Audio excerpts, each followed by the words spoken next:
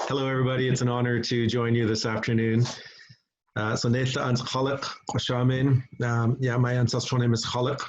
Sukyo Siam Kwashamin. My chieftain name is Sukyo. Tinachant Las Squamish Eti Khomalkwayam Tameo. I come from the Squamish and the Musqueam First Nations here in Vancouver. As Jake mentioned, I spent the last 20 years as a negotiator and an elected official of the Squamish Nation, where I've had the tremendous opportunity to sit with many of my elders and predecessors to learn our very rich history and thousands of years of mythology, place names, village sites, lineage, resource gathering areas, burial grounds. And first of all, our history is your history. It does not just start with 1860, my apologies, 1872 when BC joined Confederation. It spans innumerable generations. For the most part, many people don't know our history because it's not accessible. Unfortunately, by design, Canada attempted to eradicate our language and culture and our entire way of life through the Indian Act and through the residential school system. Alienation and marginalization from our lands continues to this day. So the need to address cultural safety and land acknowledgements is very pivotal today as we mature as a society. But it's also important to recognize that today is not about blame, shame, and judgment. It's about moving forward to learn from our past. In order to do so, there's been a lot of work around truth and reconciliation. And in order to reconcile, we must share the truth. And it may be uncomfortable, but it is an important step in healing collectively to create a better path forward for our future descendants. I lost my grandmother this year. She was 90 years old, and she shared with me what it was like for her in the 1930s. Growing up in the Lower Mainland, there was blatant discrimination towards First Nations people. Unfortunately, we still hear of this today in the healthcare system. We see examples of this almost every day, every week across this country, and that's unacceptable.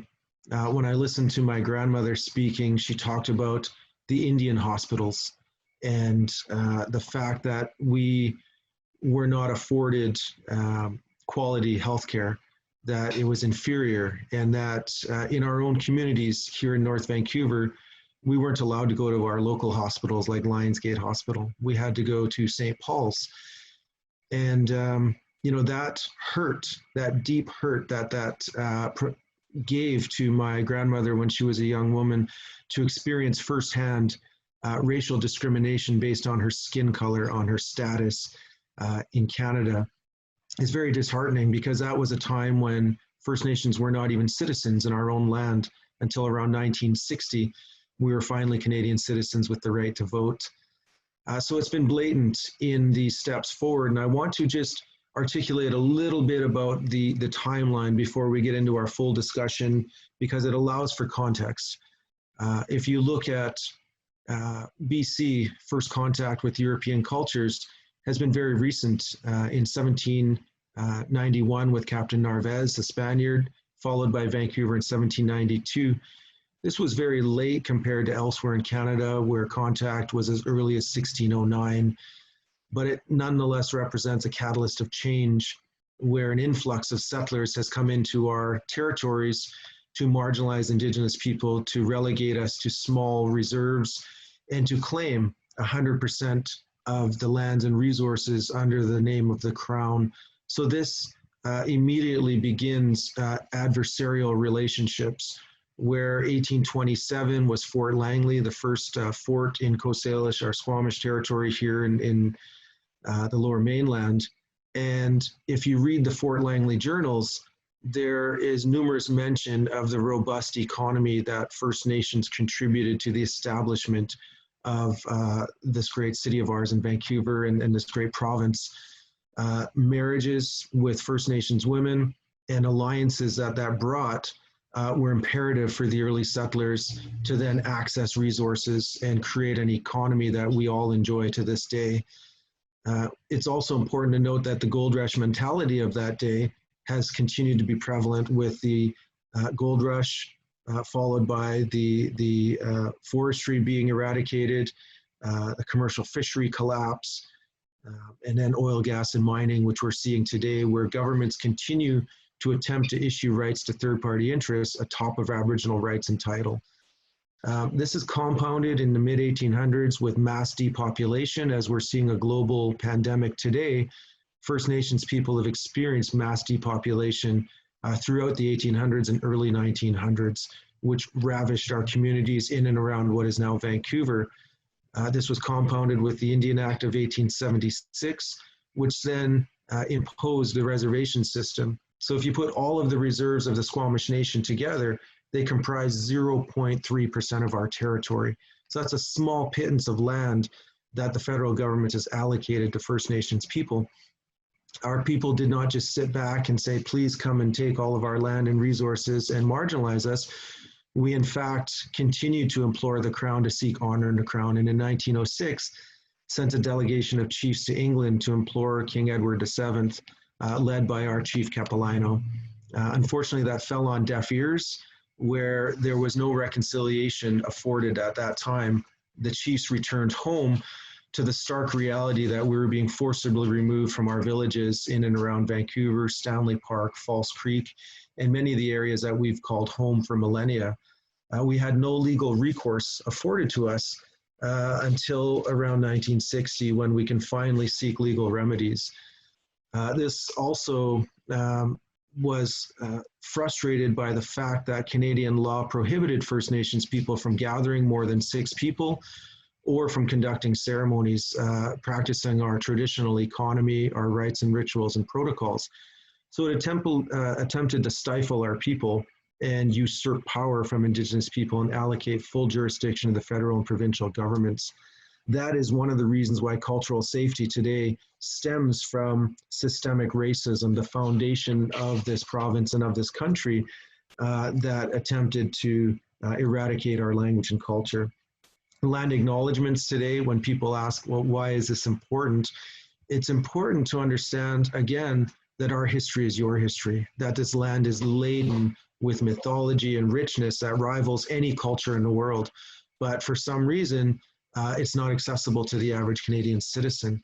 So we've done all that we can to help improve these relations and to move forward and to welcome settlers, just as our canoes went out and welcomed the first European ships that came into our territories. I invite you to read Captain Vancouver's journals, where he talks about the Squamish and coming out in their flotillas of canoes and how they were astute traders, not for beads and trinkets, but for steel and metal, where we wanted implements that would improve our quality of life. We readily adapted to the changes of that time in the 1800s. The first settlers and pioneers of this city, as I mentioned, married Indigenous women. So Gassy Jack had Squamish wives. We have Portuguese Joe married a Musqueam woman. We have Navy Jack who married Slawia. We have, Moodyville and Hastings, and all of these places we are all familiar with relied on Indigenous alliances and relations through intermarriage. Unfortunately, some of the early settlers were already preempting lands prior to BC joining in Confederation, where you have folks like Morton already buying out huge parcels of land by paying Britain for lands that they considered in their colony. This was without consent or without compensation to Indigenous peoples, where we experienced the brutal violence and the blunt of colonialism imposed upon us. We're still seeing this today in the East. If you look to the lobster fisheries of the Mi'kmaq and the violence that's being inflicted upon the Mi'kmaq people, Mi'kmaq people, this is atrocious. This is unbelievable to see that in this day and age. We're still talking about cultural safety and land acknowledgements. Canadians have been very complacent on these matters for the simple fact that it suits Canadians' lives. Canadians can enjoy a very wonderful quality of life in a global index when the reality for most Indigenous peoples in this country continues to be abject poverty. That is very, very difficult as an Indigenous leader or a young Indigenous person to still see that to this day we are contemplating murdered and missing Indigenous women. where are Canadians on these matters when it comes to cultural safety, let alone going to seek medical help in hospitals and clinics. So we could do better, not to stay in a state of blame, shame, and judgment, but to look at the facts of Canadian laws and policy towards Indigenous peoples to this day. The Indian Act is alive and well in this country, which is an archaic piece of legislation, which we need to mature as a society.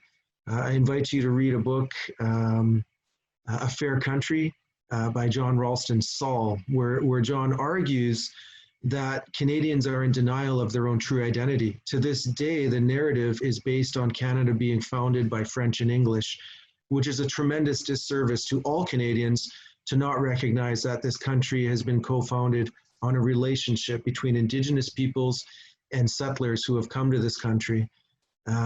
We are ultimately a Métis country, where the mosaic of this country is comprised of numerous Indigenous nations. So if you look at the Squamish Nation compared to Ojibwe or Haida or Mi'kmaq, it's like comparing Japanese to German when it comes to our languages.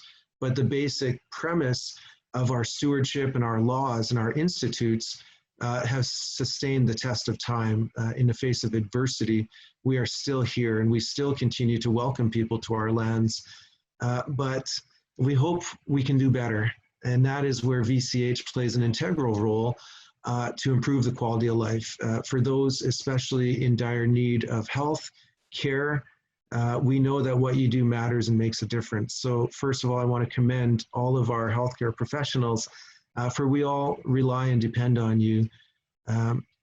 We know that oftentimes if the only interactions you're having with Indigenous peoples is in crisis, then it is very hard for you to start to correlate seeing First Nations people in a positive light. And we're seeing that with stereotypes of the drunken Indian or the lazy Indian, or that we get everything for free, somehow that we're a burden to taxpayers. We need to be able to look at these issues and reframe it to look at symptoms of colonialism. What are the symptoms of trauma, of intergenerational trauma, and of poverty, and how have First Nations adapted and coped with these very complex situations. I hope that each of you will take the time to look into this in your own personal journey, your own life, and start to appreciate the complexities of First Nations cultures, our governance, our ceremonies, our languages, which have been taken away through Christianity and through government and RCMP in this country. The RCMP continue to be a challenge where Indigenous people stand up for our rights and our title to our territories, where the court rulings will recognize we continue to have title to our territories. That title was not extinguished when BC joined Confederation, but when we stand up to protect our lands, as demonstrated by the Wet'suwet'en last year, the military are used against Indigenous peoples. So it's very much a distortion in the balance of power and the fairness that is being observed in this country. So again, cultural safety and now land acknowledgements are the tip of the iceberg, the very basic steps that we need to take as a society to start to correct some of the injustices. I know that these are very loaded and complex issues that not everybody has had a chance to have exposure to. For example, most of you have gone through your education path and led you to this career where you were probably taught that Indigenous peoples came from a land bridge of the Bering Sea. This is not the story of Indigenous peoples. It certainly isn't the story of the Squamish Nation. I invite you to ask an Indigenous person, what is your story? Where does your story begin? And like cultures all over the world, our story begins with the universe in darkness. When the scientists call this the Big Bang Theory, we talk about it through spiritual consciousness of Raven and Seagull in the box of daylight, being that ignition, that spark that created the universe, where we are an integral part of that fabric. Our stories talk about our first ancestors, Tsakanchtan, Skalaltan, Cheitlanach. Many of these ancestors that connect us through our lineages and our ancestral names. Many of you know the name Kepalaino and Kitsilano, but do you know what it means? That these were great chiefs, that they were war generals. Xatzilano, known as Kitsilano today, connects us back to prior to the ice ages. Science tries to pick up our story and say that we came across during the ice ages, and that somehow Indigenous peoples populated from the Bering Sea to the tip of Tierra del Fuego in the last 10,000 years, when in fact, humans have been transient for millennia, connecting to all parts of the globe through watercraft and through other means of trade and commerce and ceremony, through shamanism. There are many ways in which humans have interacted with each other, including throughout North, Central, and South America. So I invite you to open your mind to discard the narrative that you've been taught so far through your academic career, which is based on a theory of a land bridge, and truly delve into some of the readings and literature, or better yet, meet an elder or an Indigenous person where you can ask, what are the stories of your people? It took me going to Tibet, where I sat with many of the Tibetan monks who really told me to put my stories in chronological order, and they invited me to beg the question, what is the first story your people tell? And of course, it was the universe in darkness. If we continue on that trajectory of storytelling to the ice ages, we talk about the megafauna pre-glaciation, we talk about the ice ages and how arduous it was for population crashes during that time. Handful of family held what we call sietluat. They had wealth that they then shared amongst the people, keeping us alive. So ultimately, every one of us today are the direct descendants of those that survived the Ice Age eras. If you look post-glaciation at the universal story of the Great Flood, everywhere I've traveled in the world, I've been to at least 36 countries now, all have a variation through different cultures of the Great Flood story. For us, we have 3 prominent peaks in our territory. If you look to the south, we have Hosak, which many of you will know as Mount Baker. Was one of those prominent peaks jutting out of the water during the Great Flood, became a safe haven. We have 2 peaks to the north, Inchkite, which you'll know as Mount Garibaldi in the Squamish Valley, and Schaltskwo, which is up towards the Squamish tributaries. These became the safe haven for the Squamish Nation. When the waters receded, we repopulated our lands. We were traumatized. We can never go back to the way it was before the floods. We couldn't go backwards to the way it was before the ice ages. We can only move forward, utilizing the best tools available to us. Today, we have the arrival of European cultures, which represents a new modern flood of our territories. And we've been reduced to a small pittance of our population. But we're hoping that that curve, the pendulum, is on a swing to allow Indigenous peoples to once again flourish and to adapt and to utilize the best tools available to us. Many people have asked me in my journeys, you're not traditional, you don't, you wear a suit, you speak English, you drive a car, all of these things, and we say, well, if we had those back in the day, we would have used them. So it's just adaptation versus assimilation. Another interesting point and observation I wanted to share with you while I have your time on cultural safety is that tradition isn't something 200 years ago. Tradition is today. What we do today will someday be traditional. So it is that continuity of tradition that you are all a part of. And what will that story be to our future generations when they look back at the early 2000s and see the heavy lifting that Leslie and her team has been doing to affect positive change throughout VCH? This is important that we're not trapped in time behind glass in a museum to say that is traditional. That is an insight into our ancestors' lives, the lives of the past. But what we do today around cultural safety and humility and land acknowledgements is important because it allows us all to move forward collectively and to actualize reconciliation. So what are the actions that go along with reconciliation? These are the basic steps. I also wanted to highlight, it's been brought to my attention a number of times through land acknowledgements. Some of the questions people ask are, can other First Nations people provide a land acknowledgement in our territory? And the answer is simple, it's no. I can't travel to someone else's territory as a hereditary chief and welcome visitors or locals to someone else's title lands. I wouldn't go to the Nisga'a territory and welcome people to Nisga'a lands. It would be totally inappropriate when they have Nisga'a chiefs and matriarchs and elders and respected cultural leaders. I would acknowledge that I am in Nisga'a territory. I think the same here in Vancouver. This is Musqueam, Squamish, and Tsleil-Waututh shared territory, and it's important to acknowledge if you work, live, and play in this part of the province, to acknowledge you are in those 3 shared territories and have someone from those nations welcome you to the lands. No matter where you go in BC, you're in someone's territory.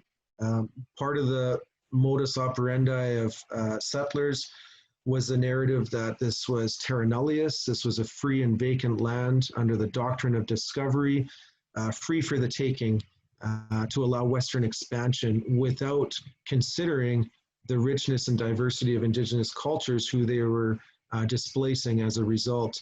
This is something where we've had very little accountability in Canada towards that attitude. It continues to be somewhat prevalent where people act as though, well, I've been here 2 or 3 or 11 generations, therefore I am no longer a settler. The reality is if you're not Indigenous, then you're a settler. If you're a new person to this country, you're a settler. And that is very important, not as a derogatory term, but as an acknowledgement of historic dynamics that have displaced Indigenous peoples from our homelands and our economy. So those are important notions that I think are important for us to consider around cultural safety. How do we move forward and create allies and work together to actualize reconciliation? I think there are a number of steps to be considered. First of all, in the healthcare system, acknowledging that we rely on you, that my own family has relied on healthcare professionals. We want to go there and feel safe and not judged just because we're Indigenous. My father-in-law had a liver transplant, and he had an amazing experience through the health the care he received. They addressed him by his ancestral name, Latash, which he very much appreciated. But initially, when he was being diagnosed, people made the assumption that because his liver failed, he must be a chronic alcoholic. That was very disheartening to him because he rarely touched alcohol throughout his life and continues to rarely engage. He lives in a very healthy and cultural lifestyle. The same with my sister-in-law who received a kidney transplant. She's been receiving wonderful care. And we are tremendously grateful for the healthcare providers. But likewise, when she goes in for help, sometimes people think, well, there must be something wrong with her lifestyle, that she's doing something that's reckless. And again, those assumptions or predetermining Indigenous peoples and labeling us is very disheartening when it comes to Indigenous people seeking help through Western medicine. Another aspect that's important is to know that we also have maintained traditional healing practices, holistic ways of looking at a person, not only physical ailments, but their mental, emotional, and spiritual well-being, to rely on our elders, to rely on our medicine peoples that have been raised and groomed by their grandparents to continue those traditional and ancient practices. We still utilize many plants and medicines from our territories. Diet is very important to us, to continue eating salmon, which is very much in peril today. I'm a hunter. I use my 7mm Magnum. I don't use a bow and arrow like my ancestors did, but it doesn't make me less Squamish because I utilize a modern tool. So you as a healthcare professional, we want you to feel inspired and empowered that what you do matters and makes a difference to each and every one of us. And again, celebrating that when we do land acknowledgements, it's not just something we're going to say, we acknowledge here today and then we never have to do it again. It's an exercise for us to continue to build trust, build relations, and to celebrate that we can do this together and we can do better as a society. Jake, I know I'm just going on here, and I do want to recognize, we have about 5 more minutes for me to speak, but this is a lot of information, and I do want to make sure that everyone has an opportunity to speak to these. You may not have ever had a chance to talk to a chief or to ask someone that's been sitting across the table from other governments. I've been doing this for 20 years. I call it recreational suffering being in politics, but we have to be optimistic that better is possible. I do invite you to visit places like the Squamish Cultural Center in Whistler, where you can interface with Indigenous ambassadors. We've worked very hard to groom our young generation. We're about 60% youth in the Squamish Nation. That's about the same demographic as Indigenous peoples in Canada, largely a young population, where our young people aren't growing up with the baggage of colonialism. I'm the first generation out of residential schools in my family. My parents are finally talking to me about their experience, that they've carried that darkness with them for decades. And it's important for us to hear those stories directly from our families, so that you as Canadians will understand. Many Canadians say, well, I didn't do this to your people. I should not be held accountable. But the fact is, we are still in this today, that we are not through the challenges of colonialism. By going up to the cultural center and seeing some of the youth, you're also seeing tenacity and resilience of knowledge being handed down, that we are simply relay runners. We simply accept that baton from our predecessors. We do the best we can while we have these responsibilities, ultimately to pass that baton to the next generation, hopefully improving the metrics of health along the way. I also look back to the 2010 Winter Olympics as we celebrate the 10-year anniversary this year. I know many of you that were here will join me in saying that that was a tremendous opportunity to stand in solidarity as Canadians. We had to move forward and negotiate very diligently to carve space for our four host First Nations. I had the great fortune of being involved in the opening ceremonies to help organize. And we wanted to showcase to the world that we're not a vanished race, that we are still here, and that we are still a vibrant culture that rivals any culture in the world. And it was our young people, 350 youth from across this country, that stood up and showed the world the strength of Indigenous, Métis, and Inuit people in Canada. So I commend all of the young people that were involved in that, and just a recognition for my beautiful wife welcomed the world during that time at the Olympics on behalf of our Squamish Nation. So to see a young Indigenous woman stand up to showcase to the world, I think was really important. So there's a lot of work ahead of us. I don't want you to be disillusioned. We all are a part of the solution. Each of you today has a paddle in your hand, and we must collectively paddle forward. Even when the weather turns and the waters are rough, as long as we are pulling together, anything is possible. So we have to dare to dream and to believe that better is possible. You're in a unique position at VCH to truly affect positive change each and every day in the work that you perform. And I do want to commend you for that. I want to at this time, just as I have a couple minutes, just take this opportunity to really recognize Leslie and her team.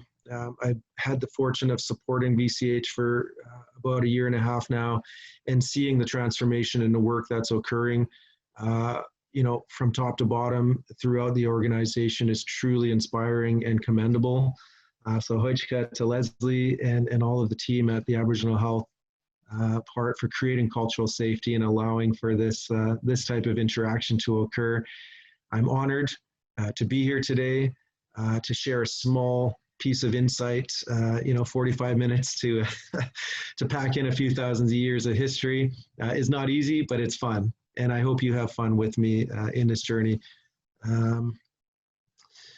With that, Jake, I hope that helps in setting a bit of tone and providing some context to cultural safety and land acknowledgements.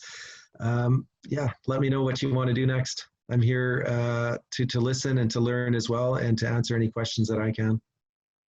Thank you so much, Ian. We really appreciate your chat today, and we do have until 3 o'clock to keep you talking. If you have anything further, we certainly didn't want to rush you through your chat. Oh, yes, okay. Thank you. Yeah.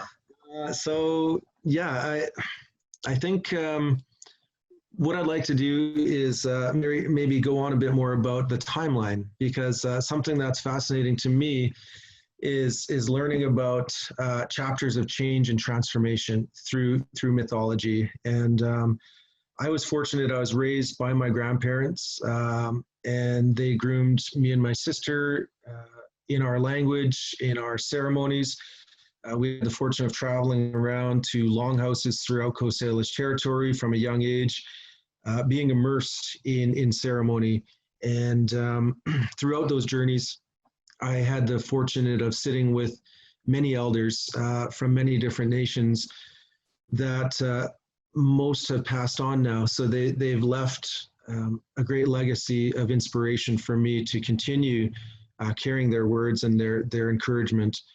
I think of the late Dominic Point in Musqueam when I was in my 20s and he was in his 80s. I would sit with him and he would share with me what it was like in the old days for him. And, again, celebrating that those elders were kind, they were generous, they were patient with us as young people. They would never just give us a straight answer. They would always tell stories. And through those stories, you can extract nuggets of insight and of beauty that inspire you to, again, continue moving on. And, I would sit with the late Lillian Pitawanakwat, was an Ojibwe elder from Birch Island near Manitoulin Island in Ontario. And, we traveled together, and she was one of those elders that would just keep me in line. She would phone me out of the blue, and she would start giving me heck and telling me, sharpen up. And I always wondered, like, how does she know? Does she have a spy cam or something? But those elders were amazing because they'd been through life experience. They had seen with their own eyes, and they had persevered, and they came through uncomfortable places to have great insights in life. And I'm not here to give you all the answers. I'm here to create dialogue and to talk to you as my elders did. One of the things the elders would say to me is, it's okay to be uncomfortable. We can't dance around the fire, go under or over it. We have to go through the fire to get to the other side. And it's by truly embracing that truth component of reconciliation that we will find a new place. We will find a new way. We will do better.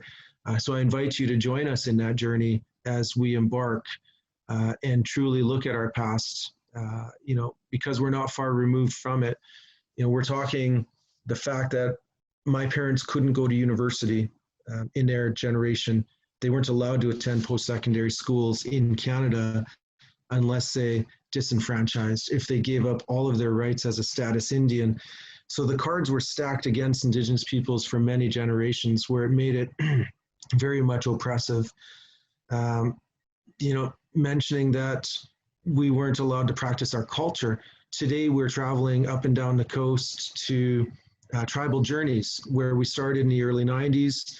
Unfortunately, this year was canceled due to COVID. But every year we've been traveling up and down the coast in our canoes, where in 1993, when I traveled to Bella Bella, I was the young guy in the canoe. That was about 20 pounds ago. But there wasn't a lot of youth back then involved. But I was fortunate. I knew our songs and our language and much of our protocol. So it allowed me to groom into a leadership position. But today I'm able to step out of the canoe and allow my children to step in. They're the ones coming ashore now, singing the songs, getting up on the floor and dancing and celebrating our culture with thousands of other Indigenous youth. And that to me is truly 7 generations, because they are the 7th generation from the Indian Act of 1876. If I look at my family, from my grandmother who was 90, when she passed, she was born in 1929, to her parents and her grandparents, tie us back to the late 1800s. So we're seeing now this full circle of our young people no longer being persecuted for being Indigenous, where it's no longer illegal for them to practice their culture, where their regalia would be confiscated by the RCMP and the churches and sold to museums all over the world. So, I'm hoping as we transition through this global pandemic, that we will all be afforded the opportunity to heal and to grow through a holistic lens that isn't solely through Western management perspectives, but truly balance that canoe so that we can journey together. What we've experienced with Western management, for the most part in our territories, has been a path of destruction. It has left certainly a toll on Indigenous peoples. And, I hope that my hope for the future is that balancing Western practices with Indigenous practices will truly be the opportunity for us to celebrate and grow together, because Indigenous peoples have maintained many of our traditions through our languages and through our practices and through ceremony that could help people all over the world. It doesn't mean you have to come and weave baskets with us. It's an opportunity for you to learn and to listen and to witness and to formulate your own insights and your own ways of being for sustainability and our footprint and our legacy on this earth as we are here. I want to share a really quick story with you, and this was taught to me actually by an elder in 1993. And I think I shared this with VCH family before, but it was a story of a person who came out of balance with their connection to the universe. Basically, it was a young man who witnessed all of the animal people gathered, and they were having a competition. And Raven was a young man at that time, and he called all the people together. He said, "We must have a competition. We must see who the strongest amongst us is." And people were busy. They were mending their nets, patching their canoes, procuring food. And they said, "We don't have time for this, Raven." He says, No. Each of you have been gifted with a talent from the Creator. You're born with a gift. Let's showcase our talents. And today I want to see who the strongest one amongst us is. And Slathalum, the grizzly bear, was there. And Grizzly said, "Well, let's make this quick." And started doing his grizzly dance. And everyone's like, "Wow, check out, Grizzly Bear is pretty strong." So people said, "Yeah, we concede, Grizzly's the strongest. Let's get back to work." And Raven, he's like, No. He goes, "Come back." He goes, let's see what else you can do. And more people start stepping forward, saying, "Well, let's have some fun." So this little birdie steps forward called Hwat, the Swainson's thrush, and Hwat starts singing this beautiful song. Everyone's like, "Wow, check out Birdie," right? And then Birdie starts flapping his wings, goes way up into the sky, and then dive bombs right towards the group of people and starts flying around Grizzly Bear. And Grizzly's going, swatting at this bear, and everyone's going, "Wow, check out that bird. He's making Grizzly dance," right? And that bird was so fast and agile, he lands on a tree, starts singing the song, and everyone starts relaxing, going, "Wow, that little birdie's pretty cool." And each of the animals starts coming forward, and I think deer was the next one to come forward. The Squatian steps forward and runs fast as the wind, jumping over bushes and trees, and comes back, clears the whole group of people, jumps right over them. And everyone's like, "Wow, check out deer." I think deer runs the fastest and jumps the highest. But out of all of these people, there was one human being that was standing amongst them. And this human was watching all the proceedings. And the human started feeling very inadequate, thinking, "My turn's going to come up soon and I have nothing. I don't know what I'm going to do."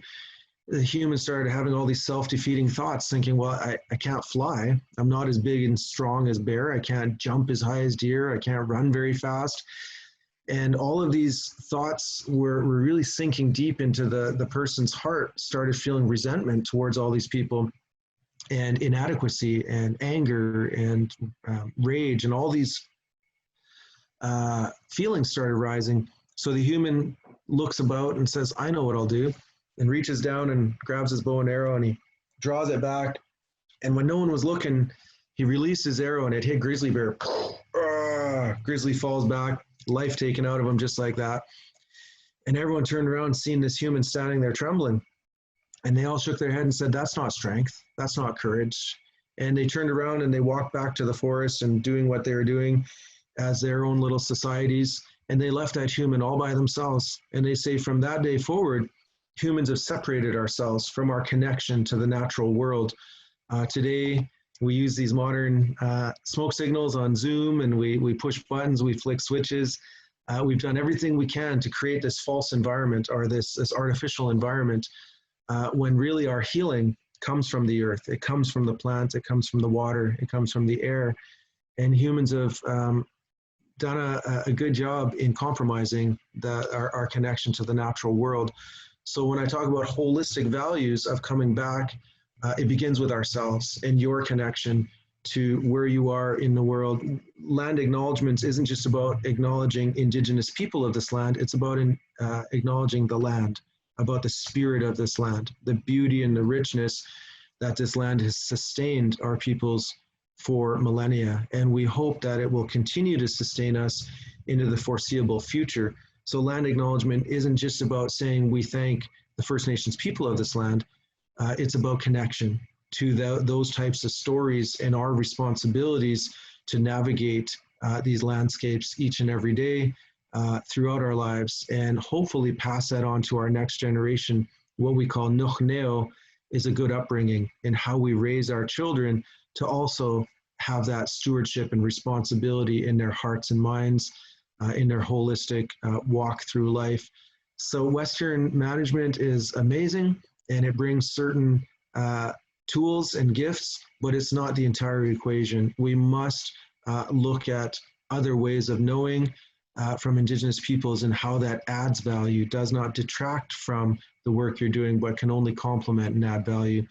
By acknowledging that the majority of these places in and around where we live are all in English, continues to marginalize Indigenous people, where we have, Vancouver General Hospital, we have Broadway, we have English Bay, British properties, everything is in English.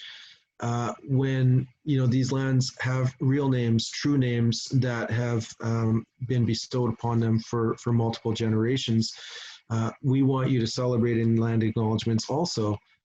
These places hold beauty and truths that we beg you to explore. We offer that to you. Part of the challenge is that it's not accessible, so we started to create cultural journeys along the Sea to Sky Highway, for example, where we put non-safety signs in our language.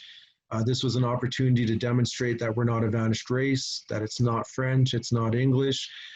People don't know how to read it or what the translation is at this time. So we need to add more layers to those platforms to allow you to then look online at your leisure 24/7 to hear language and hear stories and hear the histories of our peoples, to inspire you that to look at it through a different lens.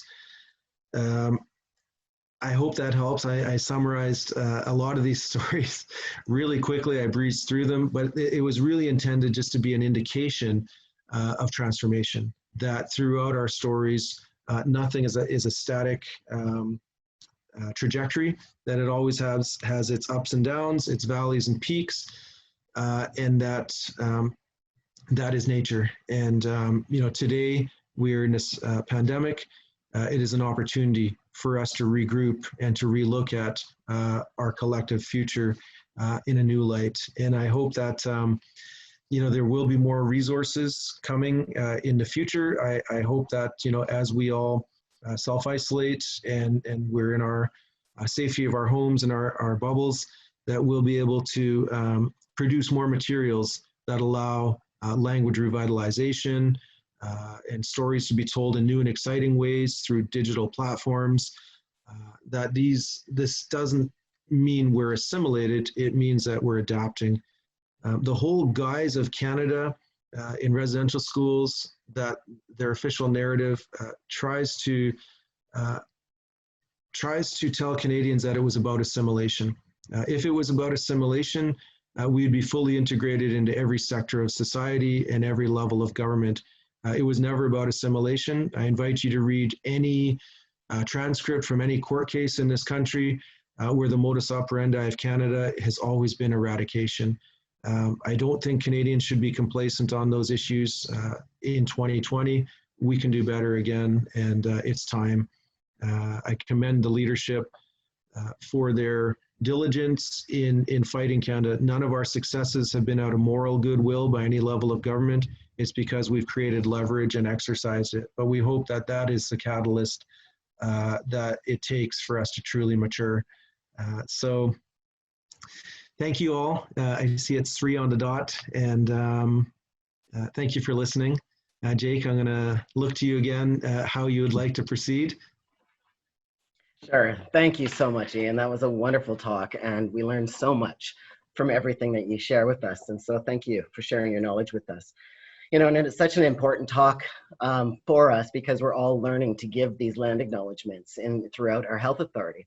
And as the communications lead, I'm often fielding calls and emails from our staff saying, you know, I'm in Whistler, who do I acknowledge? And I'm in this community, who do I acknowledge? And then it goes, and what should I say? How do I give a land acknowledgement? Because I think there's a bit of this fear about saying the wrong thing. So do you have any advice for our staff around how to give a land acknowledgement, and any advice around this fear, getting over this fear of saying the wrong thing? Yeah, that's an excellent question, which I can see how that could be confusing because our languages and cultures have been so heavily oppressed for so many generations. It's not readily accessible for the average person just to go into any township or municipality and automatically know whose territory that in. There's very little signage. There's very little information on websites. So, you know, if you're in Whistler, it is the shared territory of the Squamish and the Lil'wat people. You know, everywhere you go, it might not just be one tribe. It could be many tribes, like Vancouver is the shared territory of Musqueam, Squamish, and Tsleil-Waututh. And that's reaffirmed through our kinship ties. It's us as nations regrouping to say we're not going to abide solely by the Indian Act definition of our status, that we're only Squamish or we're only Musqueam.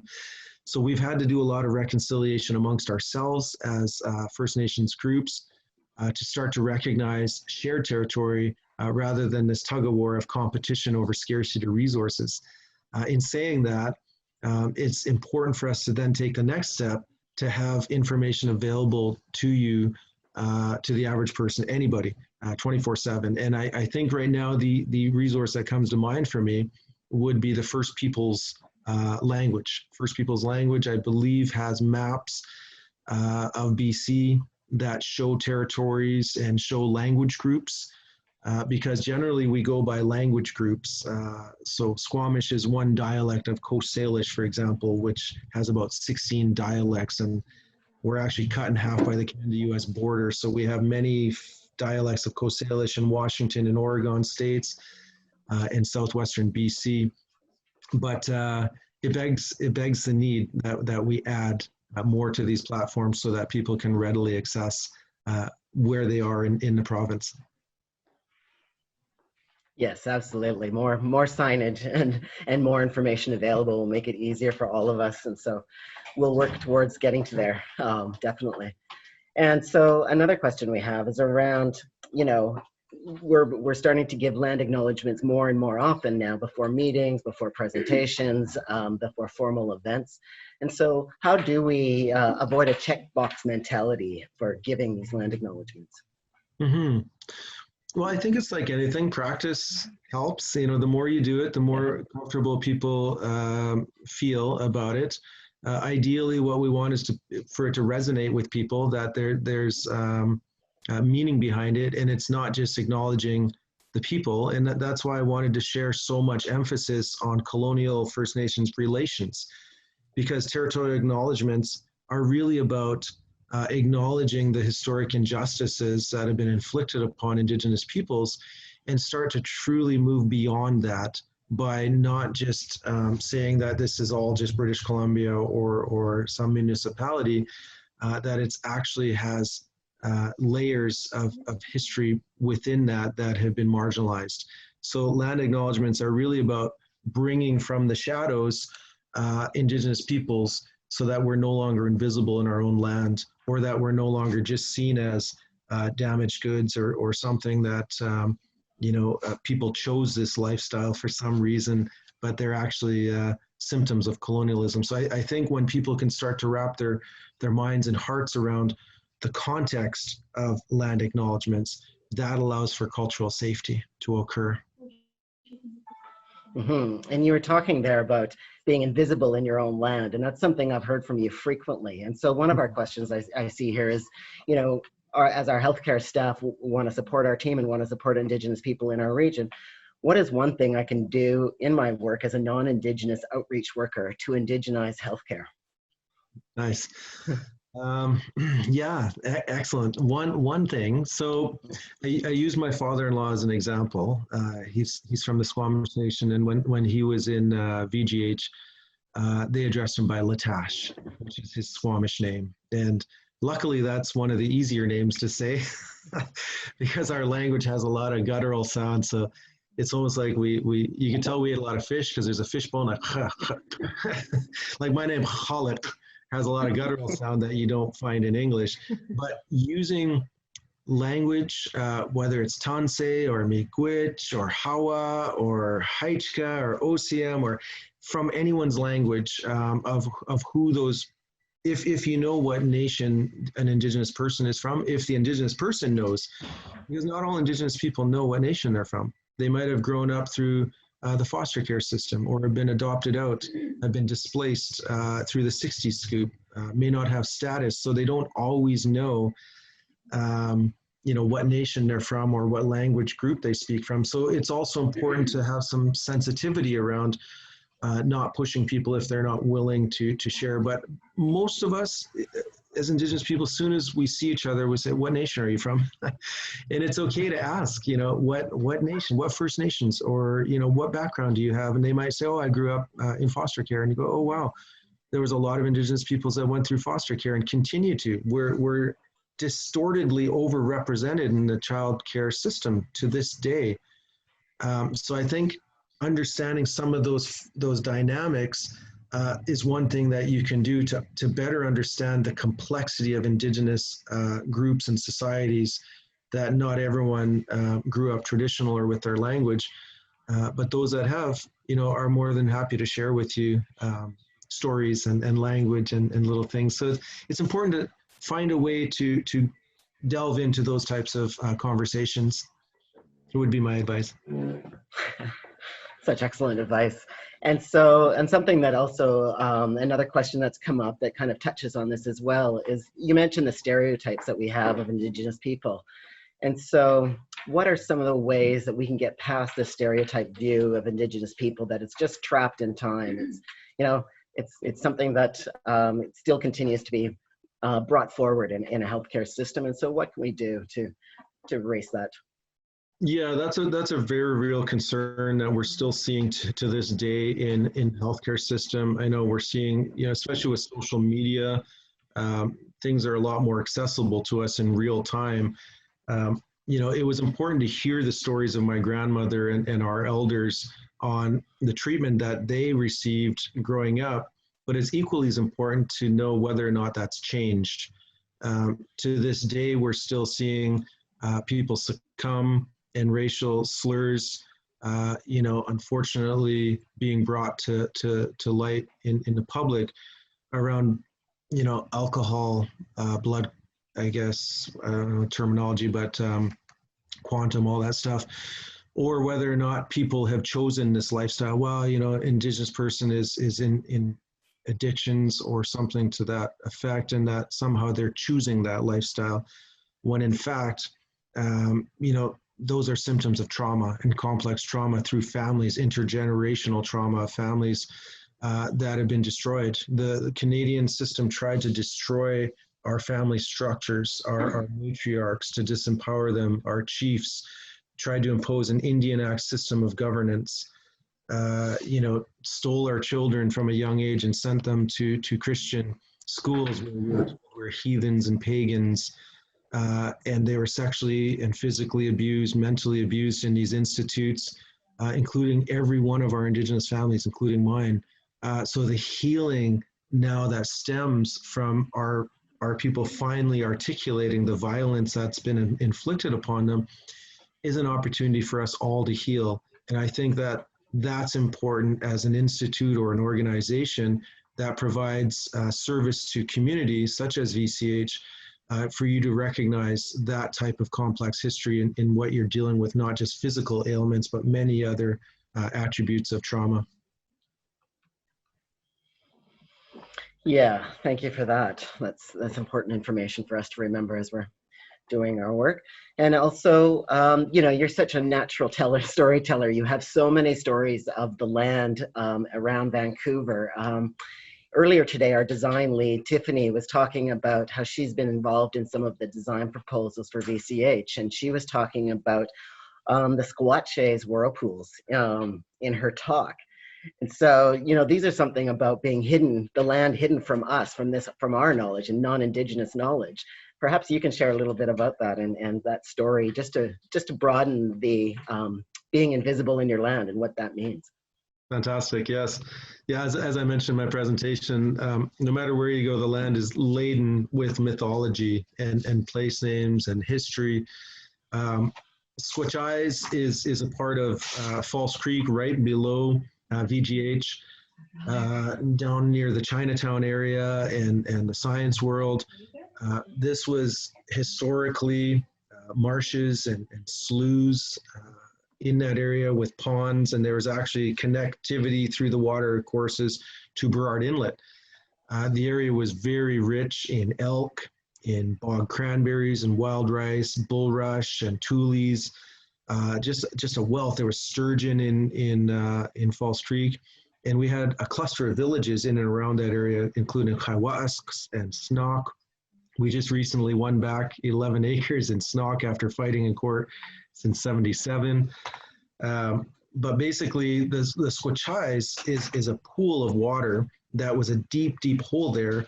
And we considered it to be a portal into the spirit realm. So when a hunter from Snock harpooned a seal with an elk tine harpoon head, the seal then swam to the end of False Creek, the head of False Creek, and disappeared into this deep pool over there.